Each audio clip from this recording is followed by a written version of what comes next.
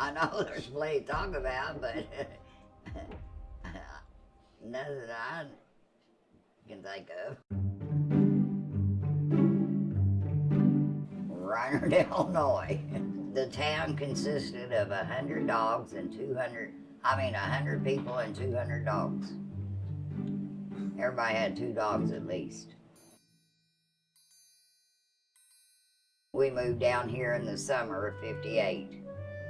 And then 59 and 60, I went to my senior year at City High. So I graduated from down here.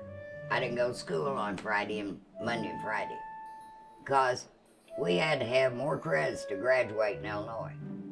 So I had more credits when I moved down here. I had just about enough credits to graduated when I moved here. I only needed like 2 credits. So I didn't go to school I skipped school on Monday and Friday, and so when I got my diploma, I opened it up first thing, make sure it was signed, because I didn't know if it'd be signed or not. I was just married for a year. Yeah. But I learned more in that year than I learned in all the years I went to high school. It was knock down, drag out every day. And I got just as many blows in as he did. My friend, Carl J. and one of his friends was together, and so his friend wanted to go with my friend, and so he talked Carl J. into going with me. Carl J. didn't want to. But after about a week, me and Carl J. seen each other every day. So then we got married. I really didn't know whether I liked him or not. But anyway, we got along fine.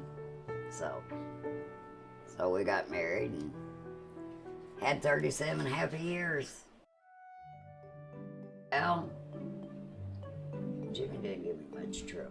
No. Kim, she got mad at me one day and she's gonna leave. So we was playing Pokino out in the yard. So anyway,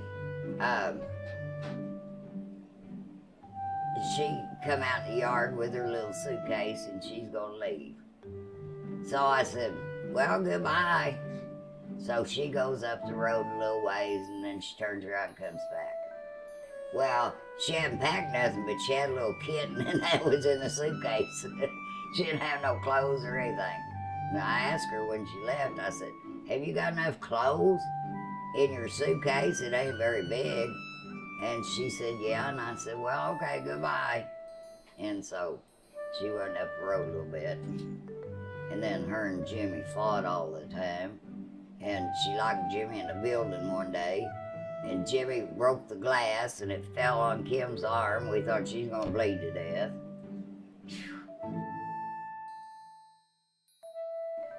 Probably I was at school every day because he'd be in trouble for something.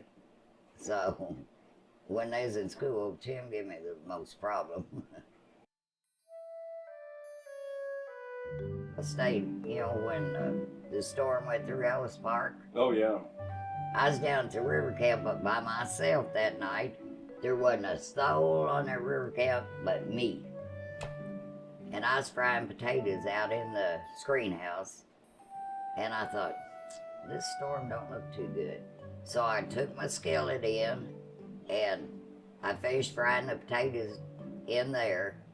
And I ate, and the storm hit, and I called Carl J.'s sister, and all the time it was storming, I was talking to her on the phone. I was scared to death. The awning on the back of the camper and the front of the camper had come loose. They were just a-banging against the camper. Oh, I didn't know if I was gonna end up in the river that night or what. I was scared. I got up the next morning after the storm's over with and I calmed down. I spent the night there and got up the next morning and it had went high.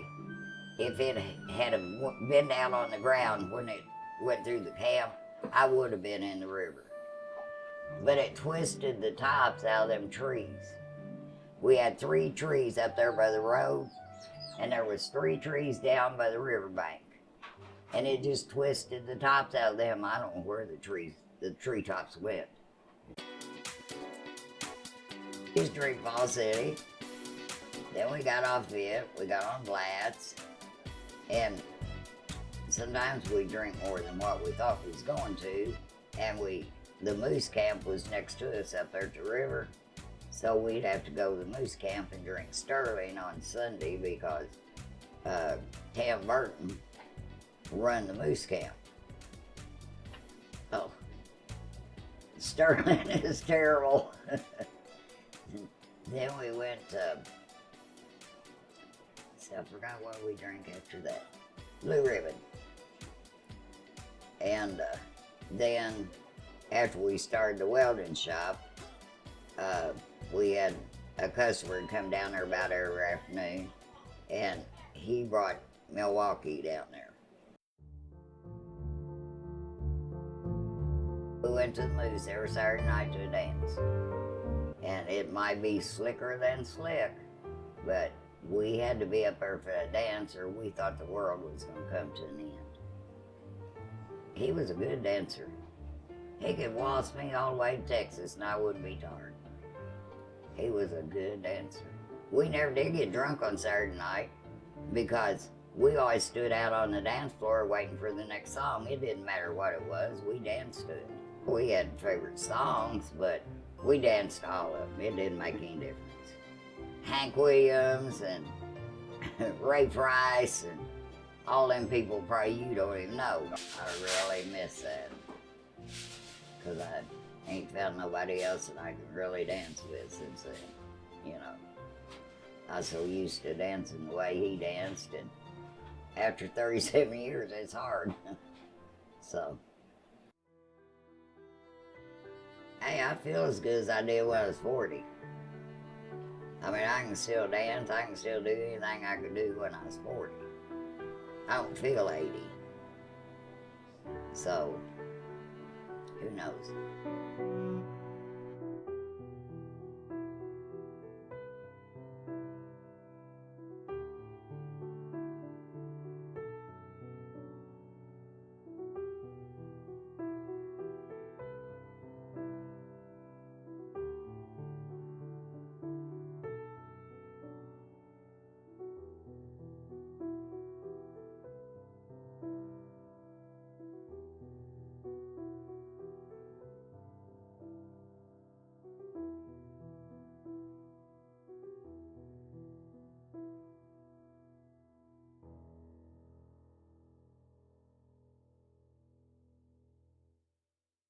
You ain't gonna play this at my funeral, are you?